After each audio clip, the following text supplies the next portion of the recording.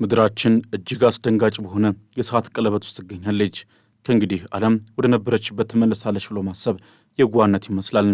የአያላን ሀገራት ትዕቢት፣ የሰው ልጅ የማይጠረቃ ፍላጎትና የሚሳኤሎች ጩኸት ተደማምረው ምድራችንን ወደ አዲስ የጨለማ ዘመን እየገፏት ይገኛሉ። የኢራንና እስራኤል አሜሪካ ጦርነት በይፋ አንድ ወር ሞልቶታል። ባለፉት 30 ቀናት ውስጥ የታየው ውድመትም ለዘመናት የተገነባውን የዓለም የፖለቲካና የንግድ ስርዓት በእጅጉ እያፈራረሰው ቀጥሏል። የባህርና የአየር ትራንስፖርት እንቅስቃሴዎች ተስተጓጉለው ከፍተኛ ኪሳራን እያስተናገዱ ነው። የአንድ በርሜል ድፍድፍ ነዳጅ ዋጋም ከ115 በላይ እየተሸጠ ነው። ይህ ከጦርነቱ በፊት ከነበረው ጋር ሲነጻጸር ከ50 በመቶ በላይ ጭማሪ አሳይቷል። ዋጋው እንዲህም ሆኖ ደህንነት የጠበቀ በቂ የነዳጅ ምርት ከባህረ ሰላጤው ሀገራት ማግኘት እጅግ አዳጋች ሆኗል።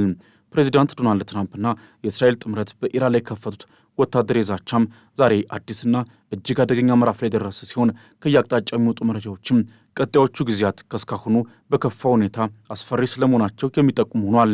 በቅርቡ ለፋይናንሻል ታይምስ ጋዜጣ ሰፊ ቃለ ምልልስ የሰጡት ፕሬዚዳንት ዶናልድ ትራምፕም አሜሪካ በኢራን ላይ ያላትን እውነተኛ ፍላጎት በግልጽ ተናግረዋል። ፕሬዚዳንቱ የኢራን ነዳጅ መቆጣጠርና የካርግ ደሴትን የሚያዝ ዕቅድ እንዳላቸው መግለጽ አሜሪካ የኢራንን ነዳጅ ልትቆጣጠር የምትችልበትን ዕድል ይፋ አድርገዋል። ትራምፕ እሁድ ዕለት ለጋዜጣው እንደተናገሩትም የኢራን ቁልፍ ነዳጅ ኤክስፖርት ማዕከል የሆነችውን የካርግ ደሴትን ለመያዝ እያሰቡ ሲሆን የእርሳቸው ምርጫም የኢራን ነዳጅ መውሰድ እንደሆነ ገልጸዋል።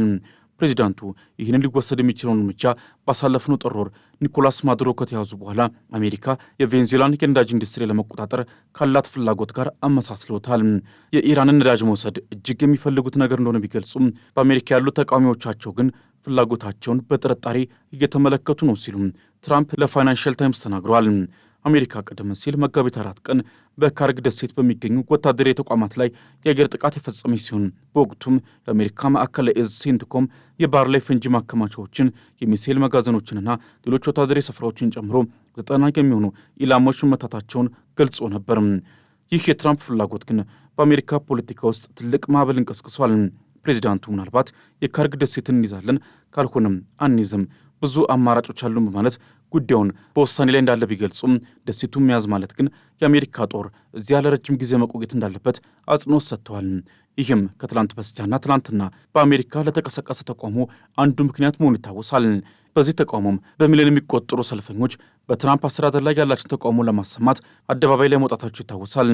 ኢራን በበኩሏ ለዚህ የአሜሪካ የምድር ወረራ ዝግጅት የሰጠችው ምላሽ ግን እጅግ የከረረ ነው።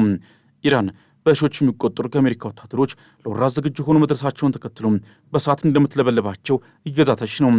የአየር ኃይል አባላትን ጨምሮ 3500 የአሜሪካ ወታደራዊ ኃይሎች በዩኤስኤስ ትሪፖሊ የጦር መርከብ አማካኝነት ባህረ ሰላጤው ላይ መድረሳቸውን ተከትሎ ፔንታጎን ለሳምንታት ለሚቆይ የምድር ላይ ውጊያ እየተዘጋጀ መሆኑ ታውቋል። የኢራን ፓርላማ አፈ ጉባኤ መሐመድ ጋሊባፍ በሰጡት ጠንካራ ማስጠንቀቂያ የአሜሪካ ጦር የምድር ወረራ የሚጀምር ከሆነ የኢራን ኃይሎች ወታደሮቹን በእሳት ለመለብለብ ዝግጁ ናቸው ሲሉ ገልጸዋል። ምንም እንኳን የዋሽንግተን ፖስት ጋዜጣ እንደዘገበው ትራምፕ ሙሉ በሙሉ የሆነ የምድር ወረራ ሊያጸድቁ እንደሚችሉ ቢገለጽም የወታደሮቹ መድረስ ግን ግጭቱን ወደማይመለስበት ደረጃ ደርሶታል። ይህ ጦርነት በአሁኑ ወቅትም የዓለምን የኤነርጂ ገበያ ሙሉ በሙሉ አቃውሶታል። የነዳጅና የጋዝ ዋጋ ወደ ሰማይ የተሰቀለ ሲሆን በኢትዮጵያም ቢሆን የዚህ ጦርነት ዳፋ በጋድ መታየት ጀምረዋል። በመላ ሀገሪቱ በሚገኙ የነዳጅ ማደያዎች ላይ ረጃጅም የነዳጅ ሰልፎች እየታዩ ነው። የትራንስፖርት ዘርፉም ክፉኛ እየተፈተነ ይገኛል። የኢራን የሆርሙዞች መጠን የመቆጣጠር እርምጃም የዓለምን የነዳጅ ዝውውር ይበልጥ እያቃወሰው ነው። የነዳጅ ዋጋም በአሜሪካ ውስጥ እንደ አውሮፓውያን አቆጣጠር ከ2004 መስከረም በኋላ ከፍተኛው ደረጃ ላይ ደርሷል። የኳታር የኤነርጂ ሚኒስትር ሳድ አልካቢ በሰጡት ማስጠንቀቂያ ይህ ጦርነት የማይቆም ከሆነ የዓለምን ኢኮኖሚ ሙሉ በሙሉ ሊያፈራርስ ይችላል ብለዋል። የአሜሪካ የኢራን ነዳጅ መቆጣጠር ህልም፣ የምድር ወረራ ዝግጅት፣ የሁቲዎች ጥቃት መጀመርና የዓለም ኢኮኖሚ መላላት ተደማምረው የሰው ልጅን የወደፊት ዕጣ ፈንታ ስጋት ላይ ጥለውታል። ትልቁ ስጋትም አሜሪካ የምታሰማራቸው ወታደሮች ከዚህ ቀደም ከነበሩ ጦርነቶች በተለየ መልኩ በድሮን በታጠረ የጦር አውድማ ውስጥ ራሳቸውን ለመከላከል በቂ ትጥቅ አይኖራቸውም የሚለው ነው። ኢራን መጠነ ሰፊ ምላሽ ለመስጠትና በመላው የፋርስ ባህረ ሰላጤ ላይ የባህር ስር ፈንጂዎችን ለመስራት እየዛተች ነው። ኢራን ቀደም ሲል ለተባበሩት መንግስታት በላከችው ደብዳቤ አሜሪካና እስራኤል ከፍተኛ ባለሥልጣናቷን የመግደል ዕቅድ አላቸው ስትል መክሰሷ በቀጣይ ጦርነቱ ወደ ለየለት የግድያና የሽምቅ ውጊያ ደረጃ እንደሚሸጋገር ያሳያል። የኢራን የተባበሩት መንግስታት አምባሳደር አሚር ሰኢድ ኢራቫኒ ለድርጅቱ ዋና ጸሐፊ አንቶኒዮ ጉተሬዝና ለጸጥታው ምክር ቤት ፕሬዚዳንት በላኩት ደብዳቤ አሜሪካና እስራኤል የፓርላማ አፈ ጉባኤውን መሐመድ ባገር ጋሊባፍን እንዲሁም የውጭ ጉዳይ ሚኒስትሩን ሰኢድ አባስ አራግቺን እንደ ግድያ ኢላማ መለየታቸውን ጠቅሰዋል። በሌላ በኩል ፕሬዚዳንት ዶናልድ ትራምፕም በኤርፎርስ ዋን ላይ ሆነው ለጋዜጠኞች በሰጡት መግለጫ ጦርነቱ በኢራን ውስጥ የመንግስት ለውጥ ማምጣቱን በኩራት ተናግረዋል።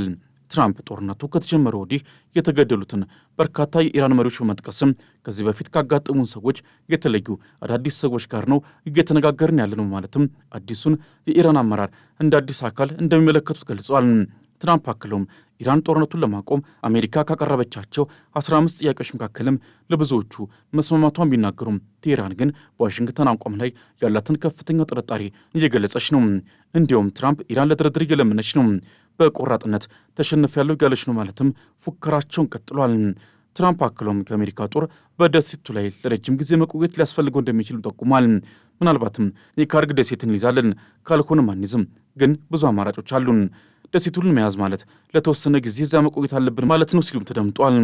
90% የሚሆነውን የኢራን የነዳጅ ኤክስፖርት የምታስተናግደው የካርግ ደሴት ለረጅም ጊዜ የኢራን ምጣኔ ሀብት ወሳኝ ማዕከል ሆና ቆይታለች። ትራምፕ በበኩላቸው ኢራን ጦርነቱን ለማቆም አሜሪካ ካቀረበቻቸው 15 ነጥቦች መካከል ለብዙዎቹ መስማማቷን ቢናገሩም ባሳለፍነው ሳምንት ግን ቴህራን በዋሽንግተን አቋም ላይ ያላትን ከፍተኛ ጥርጣሬ ስገልጽ ቆይታለች። ይህ በእንዲህ እንዳለ በየመን የሚገኙት የኢራን ታማኝ አጋሮች የሁቲ አማጽያን መሪ አብዱል መሊክ አልሁቲ ጦርነቱ ከጀመረ በኋላ ለመጀመሪያ ጊዜ ጥቃት መጀመሩን ገልጸዋል። የሁቲዎች ወደ ጦርነቱ መግባትም ዓለም አቀፉን የንግድ መስመር ታይቶ በማይታወቅ ሁኔታ አደጋ ላይ ጥሎታል። ባለሙያዎች እንደሚሉትም ሁቲዎች በየዓመቱ 1 ትሪሊዮን ዶላር የሚወጣ ንብረት የሚያልፍበትንና 12 በመቶ የሚሆነውን የዓለም የነዳጅ ንግድ የምታስተናግደውን ባብ ኤል መንደቦች መጠን በመዝጋት የስዊዝ ካናልን ኢላማ ሊያደርጉ እንደሚችሉ ይገልጻሉ። ይህ ከተከሰተም ከሆርሙዝ ወሽመጥ በተጨማሪ ሁለተኛው ትልቅ የዓለም የንግድ መተላለፊያ መስመር ይዘጋል ማለት ነው። ይህም በዓለም አቀፍ ምጣኔ ሀብት ላይ እጅግ አስከፊ የምግብ እጥረት እንዲከሰት ያደርጋል። በዚህ ሁሉ እልቂት መካከል ግን ጦርነቱ ያስከተለው ሰብአዊ ውድመት እጅግ ዘግናኝ ነው። እስካሁን ባለው መረጃ መሰረትም ጦርነቱ ከ4500 በላይ ሰዎችን ሕይወት ቀጥፏል። ከነዚህ መካከል 3/4ኛው በኢራን ውስጥ የሞቱ ሲሆኑ በሊባኖስ ደግሞ ከ1200 በላይ ሰዎች ተገድለዋል። በእስራኤልና በባሕረ ሰላጤው ሀገራትም በደርዘን የሚቆጠሩ ሰዎች ሲሞቱ 13 የአሜሪካ ወታደሮችም ሕይወታቸውን አጥተዋል። በኩዌት በሚገኝ የኃይል ማመንጫና የውሃ ማጣሪያ ተቋም ላይ በደረሰ የኢራን ጥቃትም አንድ የህንድ ዜጋ መገደሉ የቀጠናውን ሀገራት በተለይም ኳታርን ክፉኛ አስቆጥቷል። በሳውዲ አረቢያም የሚገኘው የልዑል ሱልጣን አየር ኃይል ካምፕ ላይ በደረሰ ጥቃትም 15 የአሜሪካ ወታደሮች መቁሰላቸውና አንድ የአየር ለመቆጣጠሪያ አውሮፕላን መጎዳቱ አሜሪካ አሁንም በቀጠናው ለጥቃት ተጋላጭ መሆኗን ያሳያል። ትራምፕም በትሩዝ ሶሻል ገጻቸው ላይ በኢራን መንግስት ጥያቄ መሰረት ጥቃቱን አራዝሜዋለሁ ቢሉም የሰላም ድርድር አሸማጊዎች ግን ኢራን እንዲህ ዓይነት ጥያቄ አላቀረበችም እያሉ ነው። ይህ ግራ መጋባት የሚያሳየው ዲፕሎማሲው ምን ያህል ደካማ ደረጃ ላይ መሆኑ ነው። ትራምፕም የሰሜን አትላንቲክ ጦር ቃል ኪዳን ድርጅት ኔቶን አጋሮቻቸውንም አሜሪካን ስላልረዱ እንደተበሳጩባቸው እየገለጹ ነው። ዓለም በቀጣይ የምትጠባበቀው ይህ የጥፋት እሳት መቼ ይቆማል የሚለውን ሆኗል።